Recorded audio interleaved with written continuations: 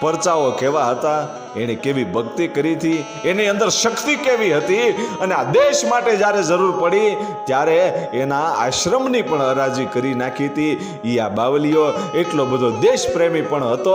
એના ઇતિહાસની આપણે વાત કરીએ તો રાજસ્થાનનું મેવાસા નામનું એ ગામ, અને એ ગામમાં આરતીદાસ બાપુ રહેતા હતા. એ આરતીદાસ બાપુ કોણ? ઈ પોતે રામાનુજાચાર્યની પરંપરામાં જે રામાનંદી સાધુ હોય છે, એ સાધુનું ખોળ્યું આરતીદાસ બાપુ ને અગ્રાવત એની અટક હતી. અને હનુમાનજી મહારાજના મંદિરે પૂજા કરે છે રાજસ્થાનના મેવાસા ગામમાં.